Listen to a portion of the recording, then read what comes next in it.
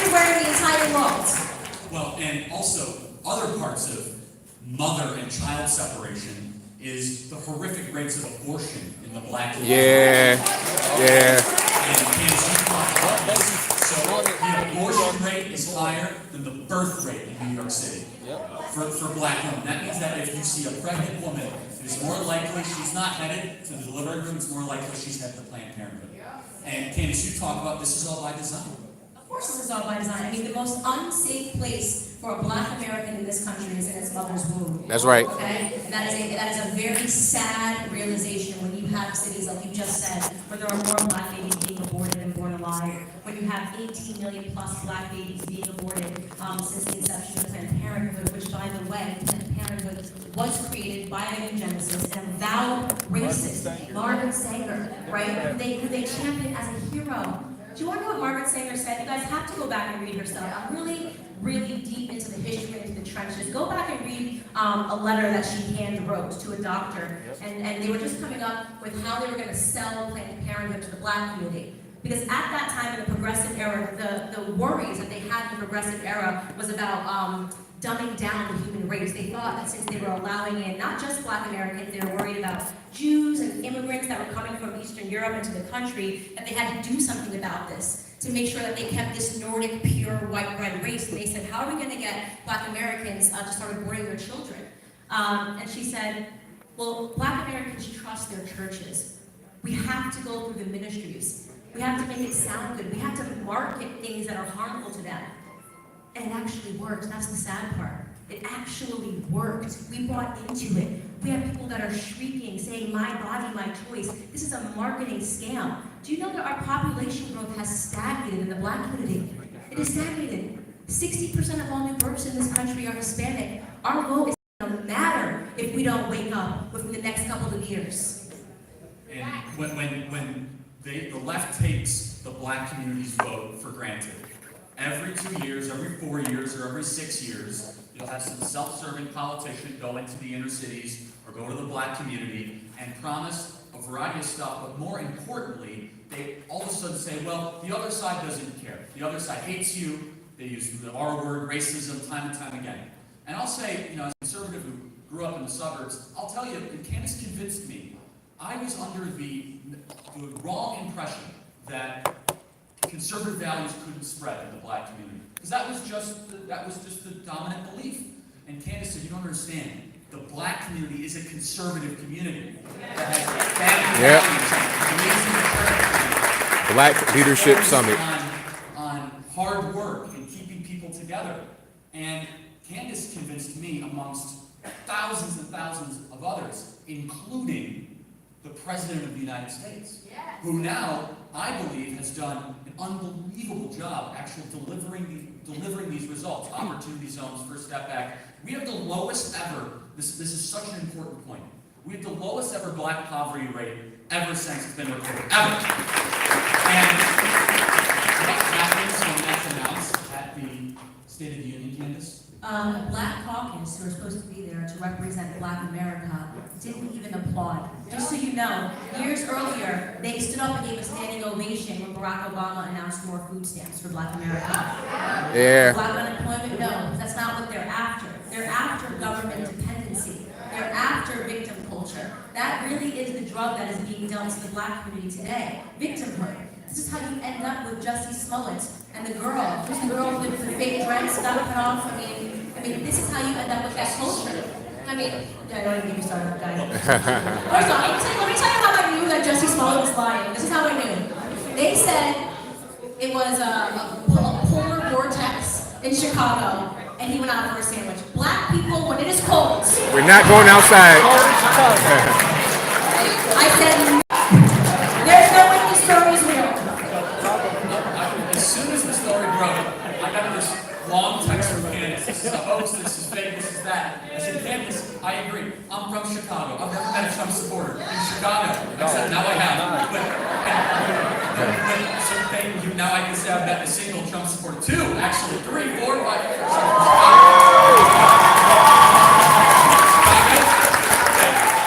I have to preface this. I'm from the suburbs of Chicago. I have to say this, or else I get like a riot. Okay? What neighborhood, and I say, Wheeling, the suburbs, okay? So, I'm very clear about this point. Anyway, to Chicago, because you're not actually from the city, you lose all your credibility. So anyway, as soon as I saw the story, I said, okay, here's how I know it's fake. First of all, Trump supporters in Chicago wearing MAGA hats at 2 a.m. when it's negative 10 degrees. And then what they yelled. This is MAGA country. That sound, you know what that sounds like? It sounds like what somebody who's never met a Trump supporter thinks we said at our rallies. This is MAGA country! And then my favorite part of the whole thing is he didn't take off the rope. Wait, no. The best part is he never let go of the sandwich. When the police officers stopped him, he still had this. I'm like, so they tied a noose around your neck and poured bleach on you, but you just kept the sandwich. The boy was starving to death. It was actually one of the most absurd stories that I've ever read. And it really is because of this victim culture that we're seeing, where people think it's cool to be a victim. We're seeing this oppression Olympics. People are competing to be more oppressed. And it's dangerous in terms of what it's doing for our youth. You know, a question I asked, and really consider this, I'm a little older than you, but when I grew up and I was watching TV, what happened to black TV? When I was young, I was watching Family Matters, the Winslows, the Jeffersons, the Huxtables, black American families that were put together and had goals, okay? Real goals. Now what do you have on TV? What's the number? Love and Hip Hop. What's the number one most watched show? Love and Hip Hop. Empire, about dysfunction. We're literally watching an entire generation of black Americans getting brainwashed to believe that that should be our goals. The more ratchet you can be, you can make it. One of you might make it out. One of you might be the next Cardi B. Don't get me wrong. I like her music. I watch something about Don't Get Me Wrong. I'm not anyway trying to I'm not trying to knock her out, so I actually think that she has character, like she had that something special when I was watching Love and Hip Hop. She was just like very unapologetically herself, which I really like. But think about the fact that that is now what's on TV. What are the goals? What are people growing up and wanting to be? Hip hop royalty, having multiple baby daddies, arguing with the phone. That's what we want. Those are the new goals in Black America. We have to reverse that. And it starts with going after the people that claim to be black idols, right? That claim to be the people that are behind the black people 100%. I super appreciate whoever was booing T.I. when he popped up on the screen. Massive coward. Massive coward. Not a single fact brought to that summit. And just trying to cut me off and hype up the crowd like a rapper would do. Complete ignorance. Why don't you dispute the facts that I just said to you, T.I.? We have people like Cardi B sitting across from Bernie Sanders. A year ago, she was saying, where are all my taxes going? Fast forward to a little more fame and fortune, and you want to go with the guy that wants to tax America at 75%? Let me ask you, anybody think that if the government knocked on our door and said we're taking 75% of your wealth, how quick would Cardi B become Republican? They're getting shot. Exactly. And precisely. And look, you see it with Beyonce, you see Jay-Z, and Candace has been unafraid to go after these people. And unfortunately, for the last 40 years, Bernie Sanders is like the perfect example of this. And I hope he has a speedy recovery. I mean that seriously, not unironically. But what he over the last 40 years, what he has said through his socialist policies is he has said, well, the answer is always more government. No matter what the problem is, always more government. If you want to look at a community that has had nothing but more government placed on it, it's the black Kirk. community. I mean, $25 trillion has been spent to try to solve poverty in America in the black community. Yet black America is poorer today than it was before that money was spent. And Candace said this so well. We literally subsidize single motherhood in this country. Where we literally subsidize, go a step further. That means that all of the tax dollars that we pay, there are full-time employees that go around and knock on doors to make sure that fathers are not in the home. So they go around and make sure that mothers are still single. Hey, just checking in, there's not a father around, right? Okay, your checks get to keep coming. That really is sick stuff, and we have all of these people that we've placed so much hope in. I mean, these people were my idols too growing up, and they won't tell the truth. You want to know why? Because telling the truth would hurt their pockets. So they play to the crowd, they play to the masses, they're puppets. They really are just puppets. When I look at T.I., when was America ever great? I mean, it had to be pretty darn great to turn you into a millionaire, you ignorant fool. And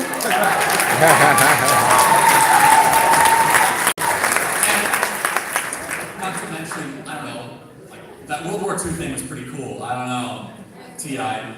Moon landing, defeating the Soviet Union, creating...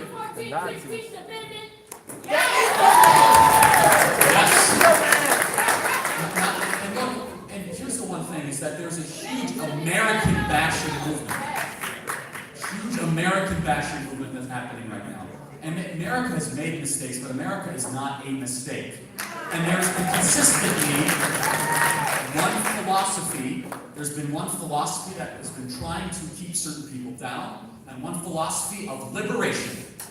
And the philosophy of, there was a party founded in 1864 called the Republican Party as a one-issue party, anti-slavery, abolitionist party, all about liberating individuals from their current status to a higher level. So you ask yourself today, they like to say the party switched. Has anyone heard this before? The party switched. So back in the 1860s, which party wanted to keep black people down? Democrats. Today, who wants to keep black people Democrats. down? Nothing has changed since the 1860s. They've just gotten better at hiding their stripes. They really have. They've gotten better at hiding their stripes. That's all the Democrat Party has done. They've produced so much fear in our community. The amount of fear, people, I go on Facebook, the things that they say, they don't understand the brainwashing that's happening to them. You know, this morning I was reading an old interview, it was from 1964. It was a Playboy interview with Dr. Martin Luther King Jr. before he was assassinated. And remind yourselves of something right now. He celebrated today, but the media hated him back then, okay? The Washington Post wrote hit pieces about him. The New York Times wrote hit pieces about him. So they did call him a communist. That's exactly correct.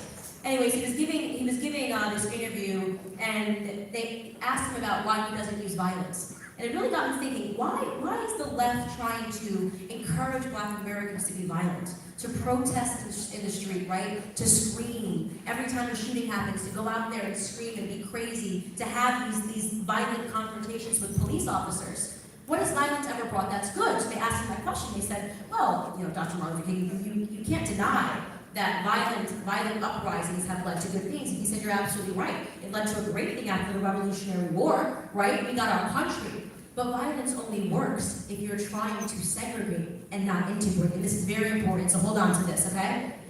Right now, the left is trying to inspire us to be violent because they don't want us integrated in American society. They do not want us integrated. They want us to be segregated. They want us to pursue our own independence outside of America. They are actively reintroducing that. They know that there is no good that will come from violence and come from all of this unrest. It never does. You either become completely independent or you are seeking integration. The reason Black conservatives are so feared and so hated today is because we view ourselves as Americans, first and foremost. And tomorrow, when you go to the White House, that's not supposed to exist. And that's why the media has tried to intentionally ignore it or mislabel it. Who remembers what Al Sharpton said last year? Yeah. There last year. Who said you were all paid, some of the most hateful things, and it just... And by the way, people are like, oh, get my check. Like, it's a work of the day, I gotta talk to you. Like, I never come to He's been extorting your communities for 40 years. Go ask him for money, for goodness sakes. That guy's a bad guy, by the way. He's not a good person. But that's not supposed to exist, and it will be stunning to see. Well, I kind of chuckle because the media believes that, well, if you just keep on calling the president racist, that then people must believe it, and when they're going to see that record crowd walk into the White House, absolute capacity of Black freedom fighters that love the country, first and foremost, love God, love the country, and love their communities, and love the president, they won't know how to process that. And I love seeing Black conservatives wear that MAGA hat. Where's the big MAGA hat? Where's that big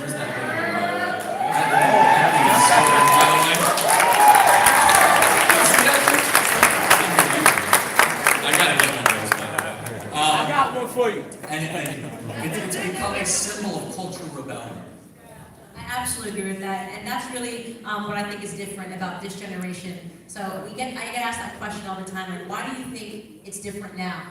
We're obviously not the first Black conservatives that have ever existed. You know, I think some of the greatest thinkers of our time are Black conservatives or Black libertarians, like Dr. Thomas Sowell, right? Yeah. Walter Williams. But what is different about this, that things seem to really be shaking in the Black community? And I told people quite frankly, and I told this to Dr. Ben Carson in his face when he asked me that question in his office, I said, sir, you were way too polite. You were way too polite. I think the difference that we're making is because we don't take the crap from the left. We're not going to sit down and be quiet when you call us Uncle Tom or you call a racial slur. What did you think this was? You thought you were just going to show up and drop some bombs on my Instagram page and get away with it? We have to fight back. And part of fighting back is showing people, you don't get to strip me of my blackness because I'm smarter than you. Preach it. Yeah. The other thing that makes this so unique is the access to social media. I just love watching almost all. I mean, Terrence Williams, is he around here somewhere? He's probably making some video laughing and some. I love it. David Harris, you're going to hear from this generation of Black influencers, because Candace hit it straight on though. The newspapers have always been rigged against Black America, but now no one has to read a newspaper anymore.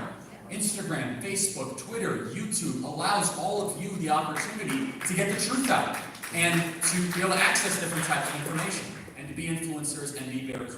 Speaking of which, there was someone tagged me in something today. I think his name was Bryson. Is there Bryson there?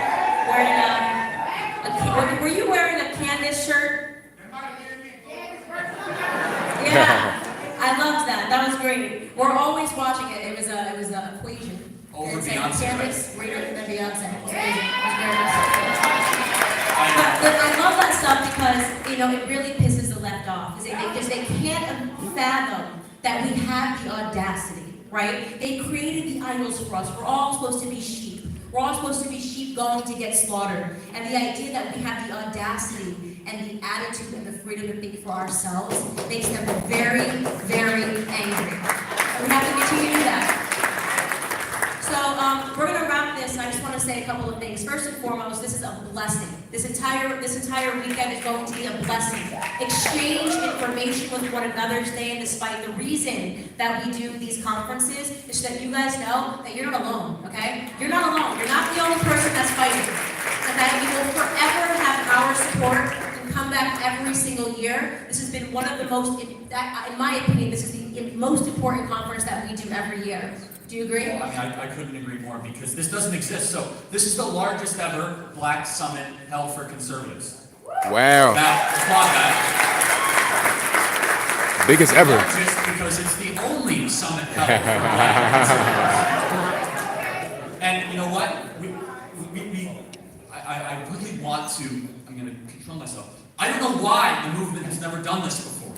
It's amazing. I mean, you have hundreds and hundreds of millions and billions of dollars spent in conservative politics. However, we're the first ones to do it. And that's just the way it is. We're not going to complain about it. We're happy to be able to execute on it. And tomorrow, I just have to say this, to have a president that is willing to take time out of his schedule with all that nonsense that's being thrown at him right now.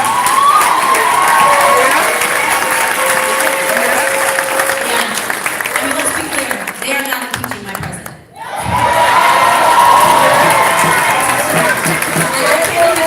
Address the headlines. I'm just like, you're gonna have to impeach us all first, right? I mean, me first, really. What really needs to happen is they are trying to stage a coup against our president. They are trying to illegally oust him, because you want to know what his crime was?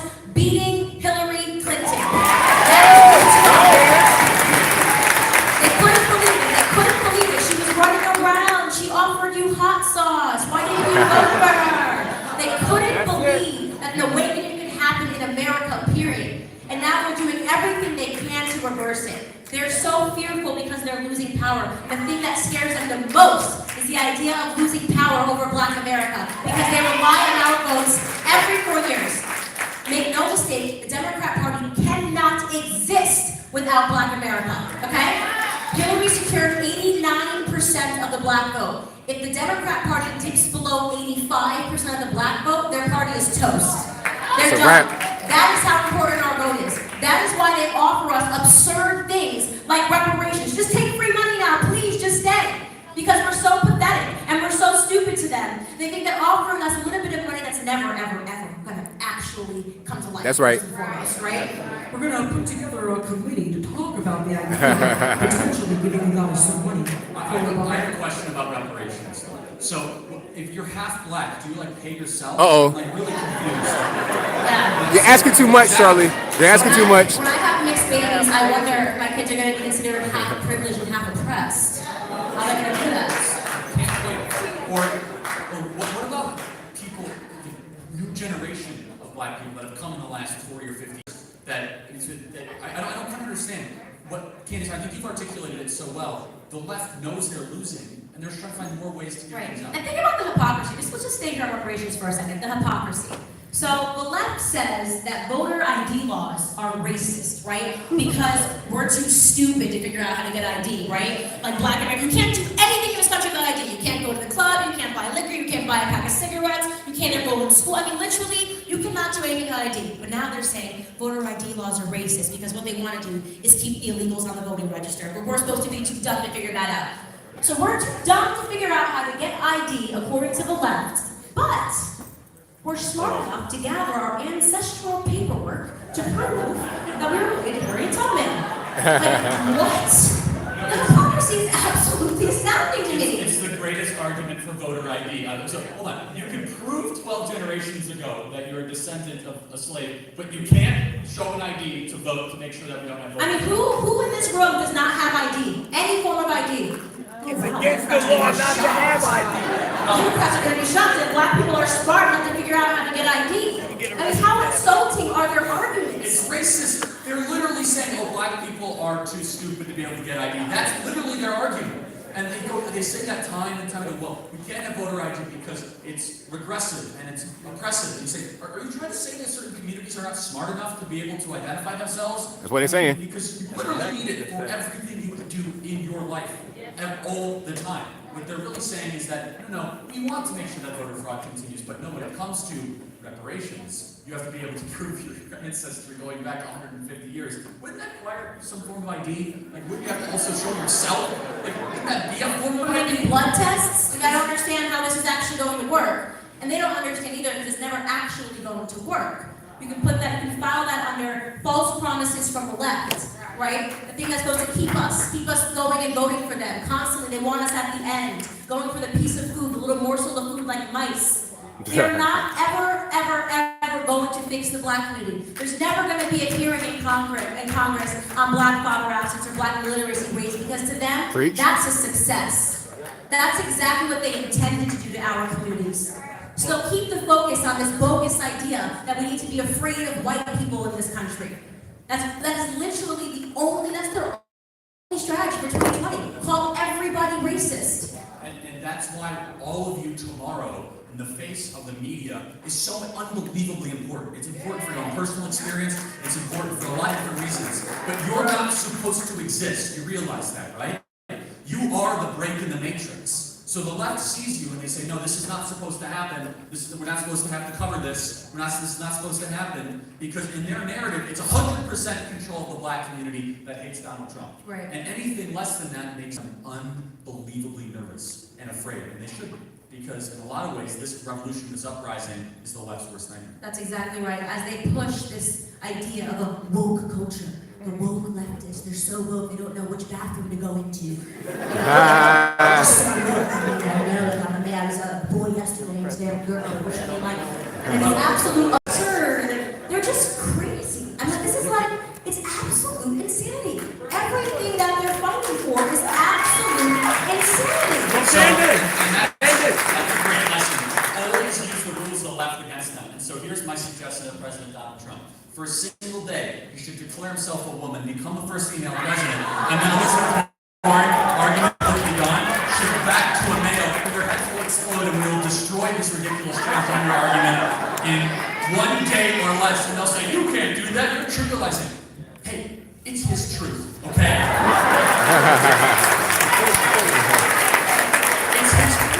It's his testimony, okay? Feel for him, okay? Today, it's a woman. Tomorrow, we're not sure. And all of a sudden, Elizabeth Warren won't be able to run as the first female president, or whomever is going to be. Always always use the rules of the left against them. That's exactly right. And you've got, who's running? We've got Kamala Harris, right? Don't look at her prosecution record. How great is this? So now she's suddenly black, even though when she was sworn in, she was sworn in as an Indian American. That's But right. now it's convenient she's running for president, so she's ticking the black box, even though she's not black, okay? You've got Beto, who's not Hispanic, but hey, it sounds better, right? I mean, and then you've got a fake Native American. Pocahontas. Pocahontas. Yeah. 1.1 out of. No, she's one fraction, 1,024 Native American. Robert Francis O'Rourke is more Hispanic than she is Native American. That's pretty extraordinary because he's not Hispanic at all. He's Irish. So we also have Biden, who, is there a country he hasn't sold our country out so his son can get cash from? I mean, Joe Biden's just trying to roll in on the Obama card or something like that. I mean, none of his ideas are new. He's like, has no idea where he is anytime he's in an interview or anything like that. Right. I mean, literally, these are the fools that we have that are running right now, and they're all using the same thing. What are they running on? I hate Trump. I hate Trump the mostest. I hate Trump the mostest. I'm gonna hate Trump more than everybody else if you elect me. Newsflash, hating Trump is not a platform to run on. I hate Trump is not a platform. And I really do see this call for impeachment as a direct assault on Black America and all of the progress that we have made in the last 2 years. 100%, because they're going, oh no, the slaves, they're starting to wake up, right? They're starting to realize that things weren't really working. This is the way that they view us, ideological slaves to their party. And when they start to see us thinking, going, you told us the world was going to end if this guy got elected. Why is it the world's ending? Then they have to make the world end. And that is what the media is doing every single day. They are trying to force an apocalypse that isn't happening. Things are getting better in this country. To use that example, what's the ideological slave example? What's the one common theme? There has always been, in the history of the world, always been more slaves than masters. Always. That's the one common denominator. And it takes freedom fighters like Candace and yourselves to go back to the communities after this. And you know what?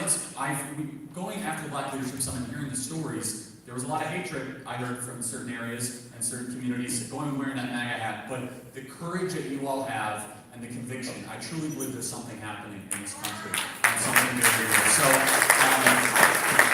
I'll just wrap this up by saying, you guys get ready, because this is just the beginning. This fight is just getting started in Black America, and it's not taking one person or one leader. It's going to take all of us, to support one another, right? To not fight, to make sure that we are helping one another in every regard that we can. We have to be strong, and we have to be unified. And I have no doubt that at the end, we'll be looking back and we'll be telling our kids that we were the ones that did it, that we were the ones that woke up.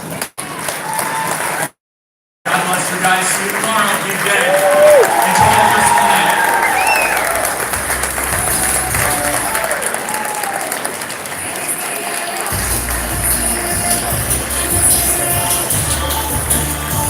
All right, we in here.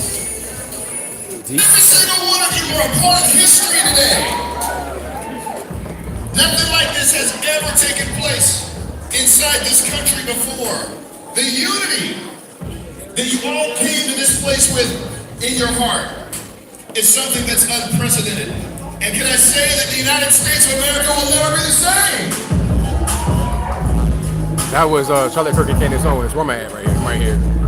So now we got David Harry Jr.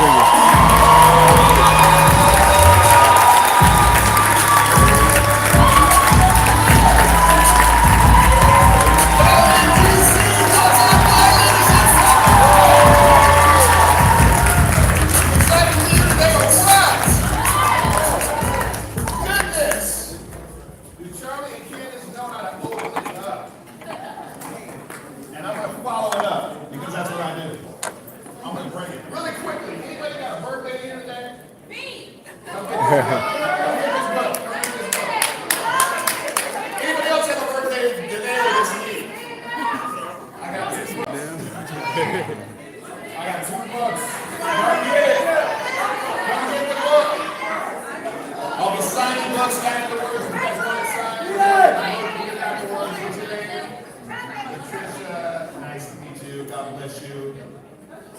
What's your name? Zoe, nice to meet you. God bless you. I was honored to have Mrs. Candace Owens write the forward for that book. Are you kidding me? Did y'all know that? Candace wrote the forward for my book. You know what? How many books are in here that have not been written yet? A whole lot. How many songs are in here that haven't been written and sung yet? How many curriculums are in here that have not been created yet? I want to talk to you guys about what I believe God gave me to share with you. You guys are today's modern day heroes. You are the ones that are fighting the battle that is the most, I believe, the most pivotal battle that we will face in our lifetime. And as Black Americans, it's a battle for our communities. Yes. We're all in a fight. How many people in here have lost friends? Have lost family members? Everybody. Have had family members in here turn on you? A lot of people. You are the heroes. It was just a couple of years ago, almost 3 years ago, that I really jumped on the scene, started sharing my voice, started sharing what I believed was important, and God just began to open up doors and open up doors and open up doors. And now I'm here speaking at the Black Leadership Summit in D.C.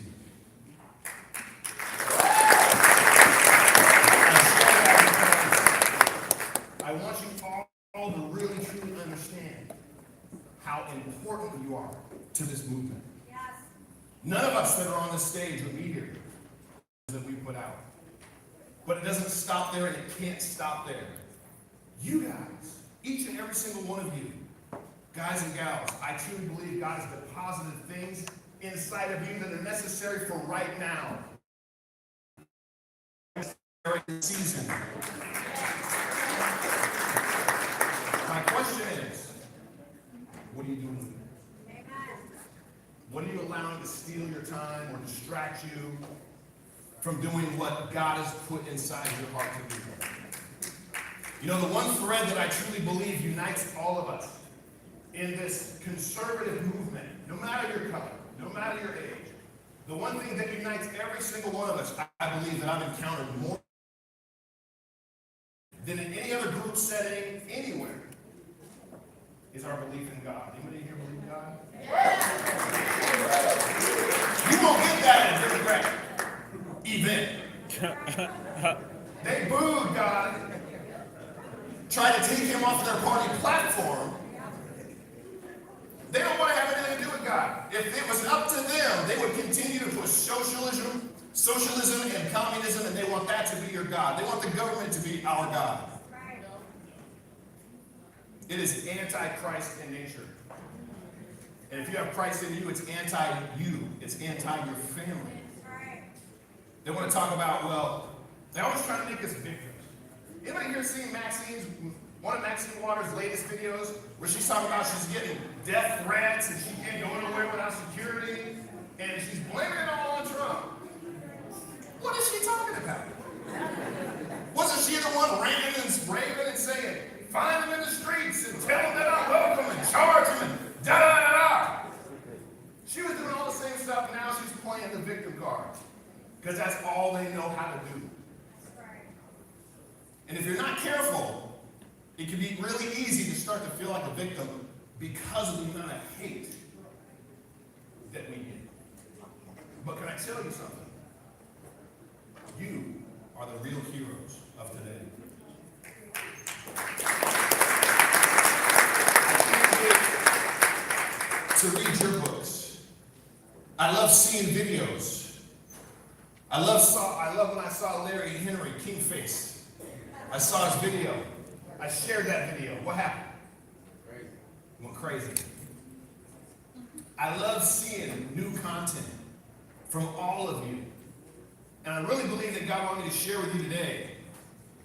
Don't give up and don't expect it all to happen overnight.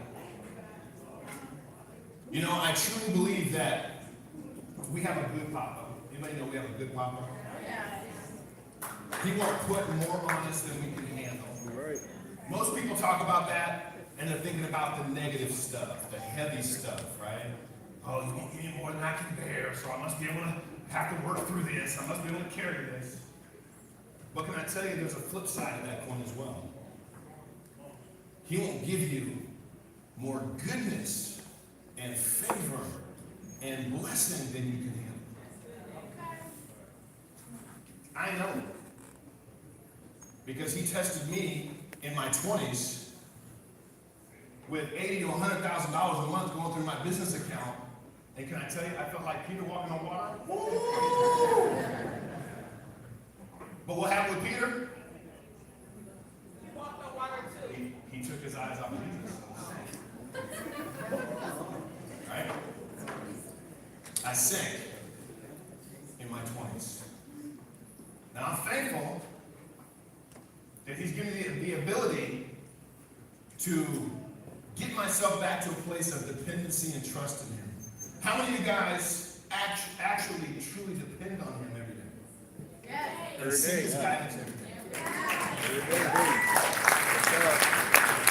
I feel so much of that. I feel so much of the faith in this room, the belief in this room, the understanding in this room. You know, it reminds me of a young girl named Sarah, who was born in 1867. Sarah was the first child born free to her parents that had just been given their freedom from the Emancipation Proclamation. And she was the first child born free. And then at 7 years old, she lost both her parents. Has anybody in here had to deal with tragedy in your life? Has it made you want to just shut down? Has it made you want to change who your natural person was, your natural personality was? It tries to rob you. Maybe it tries to make you feel like you're the victim. At age 10, she went to live with her brother. At age 14, she got married, started having babies. A couple years later, her husband died. In her 20s, she'd done lots of odd jobs. Then she developed an illness, and her hair started falling out. She had a scalp illness. She began to use what she knew she had. How many of you guys understand you have potential right now that so many of you, I don't believe, are fully tapping into it yet? Does that make sense? Yeah. That resonate? I feel too many times we're focused on what the other person is doing. Yeah. We're focused on what they did. We're focused on how many video views it got. And we're looking at our own little video views, and it's like 2. And you get discouraged. I believe God has given you everything that you need. And he's given you the voice and the ability to deliver that through whatever method it is. It could be art for some of you. It could be books. Well, she began to work with remedies that she tried and used at her house for other things to develop something that she could use to stop this disease in her scalp. Well, she discovered something. And then she used good old-fashioned hard work along with capitalism, free market capitalism, going door to door to sell things, to spread the word about her company and her products. Anybody know what I'm talking about yet? The first black millionaire in the United States of America. Catholic, Christian, hard worker, and had to deal with absolute tragedy. In the 1800s, what is our excuse? None. If we've allowed life to beat down on us, and we allow friends to bash us, and we listen to those negative remarks and comments that we get inside of our Instagram or our Twitter, all those things are the distractions of the enemy to knock us off course. Anybody in here been knocked off course before? Yeah. Anybody feel like they're knocked off course right now? Good! Jesus got the wheel. Jesus got the wheel. How many of y'all have been to the White House yet? first time? How many of y'all been to a rally for Donald Trump? I got tickets. He's coming to Dallas. I recently moved to Dallas, Fort Worth area. We got any Texans in the house? It's humid. I'm a California kid. It's dry heat out there. But I'm getting used to it, a little bit. We have right now, at this moment in time, we have a mainstream media that's not holding back. They are on a full-out assault against the President of the United States and us, right? How many of you guys feel when they're attacking the President, you feel personally attacked? My plane ride, I haven't shared this video yet. I got upgraded to first class today on my trip in. I literally landed an hour and a half ago. And I was on the aisles. I was on the window seat, and there was an aisle seat. And I saw the guy happen to get on the plane right before I did. He had one seat. Well, my videos, any of you guys see my videos where I'm wearing my hat? I'll turn around. It's better if I'm on the aisle seat, right? I got my tripod ready. I'm like, I need that aisle seat. I see the guy get on the plane in front of me, and he's seat 1C. I'm 1D. I'm like, hey, brother, you mind changing seats with me? You know, just side by side? He's like, yeah, that's cool. We can do that. I'm like, I make videos and stuff, and I really would like to have that outside seat. So then we sit down, and then he sees my red Trump 2020 hat on, and he's a brother, and he's like, man, I feel like I got bamboozled. He's like, I didn't see your hat. I wouldn't have told you I would have traded with you. I was like, well, why not? He's all, well, you know what, I don't get along with the man. I got my own personal feelings about him. This guy's 46 years old. While I'm sitting there getting ready to do my video, which I won't spoil because it was amazing. But he had an attitude. And I was like, well, we got a 3.5-hour flight. Got to get along now. So I guess we're going to get into some things. He wound up telling me that normally when he sees somebody wearing a Trump hat, that he writes them off as a sellout, ignorant, don't know what they're talking about. By the end of that conversation, that guy gave me my ride to my hotel tonight. Yeah. One person at a time. I see Kingface do it all the time.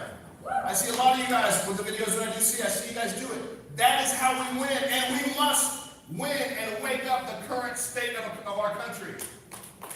We have to. You know, this coming year, we're coming into 2020 very close. What does 2020 normally represent? Yes. I really believe that this is our year where our voices, our messages are going to have a better impact, are going to sink deeper, are going to resonate more and louder than ever before in this coming year. And I tell you that to say, it's time to turn on the gas. It's time to pour gas on the fire. It's time to push like never before. How many of you in here want to write a book? Why haven't you started?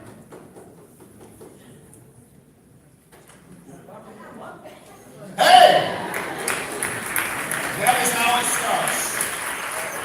That is exactly how it starts. I'll give you guys a little tip if you want to write a book for the authors out there. Write down your chapter titles. Write down 10 to 12 things that if you said, I just have to get this message out. If you were on a plane, almost everybody took a plane here? Yeah. If you were on that plane and that plane started to go down and it's going this way and you had 10 things that you wanted to pass to your kids about right now, about what's important about this country, about Donald Trump, about the Democrat Party, write down those 10 overarching titles. And then use those titles and write each one of them out, and there's your chapters. That's what I did. And did I tell you that I got Candace Owens to write the forward for? Yeah. Said that a couple times. There's knowledge in that book, there's facts in that book, there's information in that book to help you reach the person that may not fully understand why we believe what we believe. But that's just one book. Every single person in here needs to have a book. Really. Every single person in here needs to have their message written out. How many of you guys in here make videos? Really? Less than half the room? How many of you in here are afraid to make videos? Thanks for keeping it real. Thanks for keeping it real. That's understandable. You guys understand what fear is, right? Delusion. False evidence appearing real. I'm not going to be this. It's not going to be accepted. Nobody's going to watch it. Nobody's going to like it. You just got to get over that fear, push forward, because we need it. We need you. We need your voice. We need the message delivered only the way that you deliver the message. It's important. It's necessary. And not a handful of us can do this. We all have to do it. Can you imagine what would happen? What's going to happen? Hopefully we get better coverage from the mainstream media than we did last year for BLS. They didn't cover it very much. But could you imagine every single one of you in here were posting and sharing your videos like most folks did after last year's summit? But I noticed something after that. A lot of the video postings fell off. The people that were posting, they weren't posting as much. I would see some people posting continually and consistently. Can I tell you guys, that is the hard work of what's necessary if you feel called to have a voice in this current generation, in politics, in current events. It's going to take hard work. Just like Adam, C.J. Walker. Hard work. In the face of insurmountable odds and tragedy, she pushed through. And you know, she's remembered not just as the first black millionaire, but the first self-made female millionaire. That's it. In this country. How many of you in the house? That message is for you. Take it. Take it. So, I absolutely love what I've seen from all you guys. I know I'm going to see all your videos, but just your heart and your passion to be here. To be able to hear from what I believe are some of the greatest voices in the conservative movement right now. It wasn't too long ago when I was in the audience listening to those voices and believing that I still had something to say. I can't wait until all of you guys have the opportunity to truly find your voice. And you just got to be ready, because when that video, when it just hits and it goes crazy, you got to be ready. And you got to keep the gas on, and you got to keep on pushing. Now, a lot of you maybe feel more like you're called to the academics. I see lawyers in here. Not just authors, I see lawyers, I see educators. How many of you in here have gone through a school or college and had to deal with the leftist liberals that didn't want to hear what you had to say? Some of you are actually called to go and replace them. We need good teachers. We need educators that have their head on straight. We need more Thomas Sowell. Absolutely. Absolutely. Love Thomas Sowell. So the one thing that I know that I really felt about tonight was this. I really believe that with faith in God, with hard work, perseverance, That's it. you will achieve your dreams. That's it. You will achieve and can I tell you, even through the tragedy, just like CJ, just like Madam CJ, she used her tragedy of her illness. And from that tragedy, God birthed one of the greatest blessings that our country's ever seen. What's taken place in your life that's maybe been tragic? What can you take away from that? And pray about it, give it to God and say, what can I learn from this? And how can I use this to reach somebody else or to create something?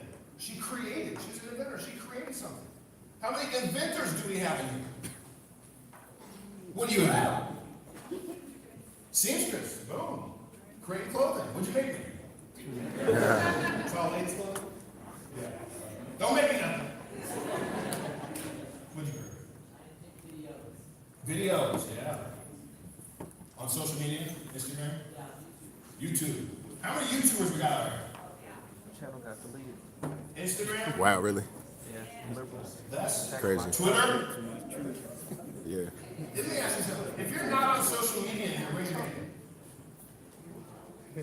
All right, Yeah, little crickets. so it's pretty scattered between all the different social media channels.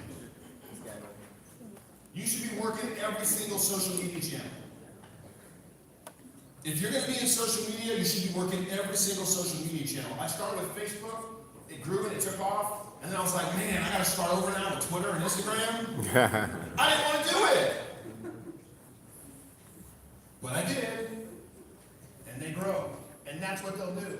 So if you want to have a voice, and you want to maximize the voice of the videos you're already creating the video once, you might as well stick it on all the platforms, right? You're just maximizing the opportunity for your voice and that message to be heard. The theme is that I believe with God all things are possible. And I believe it's going to take God in this moment, in this season, in this hour, for us to truly be able to defeat the enemy that is trying to destroy our country. We will never be a socialist country. The gentleman that I sat with on the airplane, very smart, very successful, that gave me a ride. He said, is socialism really that bad? I said, are you kidding me? It's killed over 100 million people! It's gonna take God, folks. He's the one that will wake people up. He's the one that when you are speaking to somebody, he'll give you the tact, the right way, or maybe give you a little insight into exactly what it is that they need to hear from you in that moment. So I really felt like God said to share with you guys tonight that you are the modern day heroes of today.